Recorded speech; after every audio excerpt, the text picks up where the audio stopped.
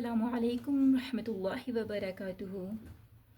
अल्लाह ताला कुरान पाक में फ़रमाते हैं, सूरह बकरा आयत नंबर 121, वो लोग जिन्हें हमने किताब दी और वो इसे पढ़ते हैं जैसा कि इसे पढ़ने का हक़ है, वही लोग इस किताब पर ईमान रखते हैं। आऊज़ु बिल्लाहि मिनश शैतानिर रजीम, बिस्मिल्लाहिर रहमानिर रहीम। इससे पहले हमने बाकी हरूफ को देखा था और आज जहाँ से हम शुरू करेंगे वो है हर्फ तो।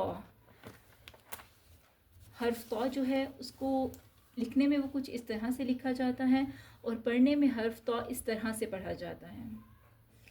इसको पढ़ने का तरीका वही है जो कि हमने पहले डायग्राम से आपको समझाया था कि ज़बान की सतह जब ऊपर के दो दांतों की जड़ों से लगे तो हर्फ तो अदा होता है और तो हर्फ जो है वो मोटा हर्फ है, उसे मोटा ही पढ़ा जाएगा।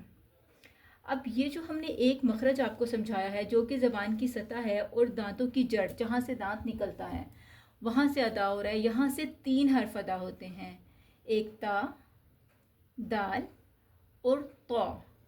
ता जो है वो बारीक पढ़ा जाता है पर तरीका सेम यही रहेगा। इसी तरह से तो जो है इसको मोटा पढ़ा जाता है पर तरीका सेम यही रहेगा। और ता जो है इसको बारीक पढ़ने का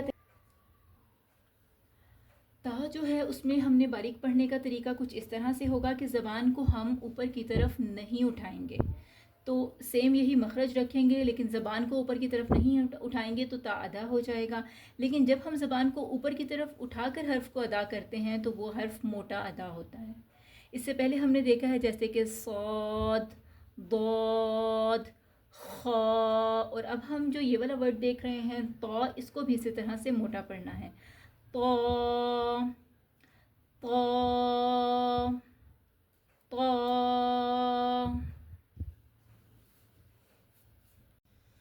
नेक्स्ट लेटर जो हम देखेंगे वो है ज़ा। ज़ा जो है वो लिखने में कुछ इस तरह से लिखा जाता है और पढ़ने में इस तरह से पढ़ा जाता है। ज़ा का भी वही मखरज होगा जो कि हम पहले देख चुके हैं। ज़बान का किनारा जब ऊपर के 2 दांतों के सिरों से लगे।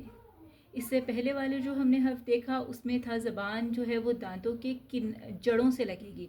जड़ वो हिस्सा जहाँ से दांत निकलता है, लेकिन अब हम देखेंगे दांतों के सिरों, जहाँ से हम कोई चीज़ खाते हैं तो वो हिस्सा सबसे पहले उसमें लगता है, उसको जो है सिरा बोलते हैं।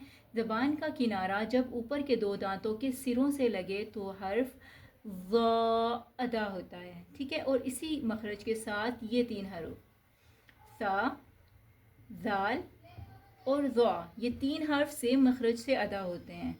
थोड़ा सा आप इसमें अगर अपना कॉन्सेप्ट क्लियर कर लें तो ये हरूफ आपके बासानी अदा हो सकते हैं।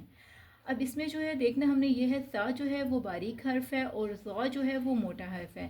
सेम वही तरीका इसमें भी अप्लाई होगा कि जब हम सा पढ़ेंगे तो ज़बान नीचे रहेगी और ज़ा पढ़ते हुए ज़बान ऊपर की तरफ उठेगी और उसका जो मखरज होगा वो सेम यही रहेगा, ज़ा ज़ा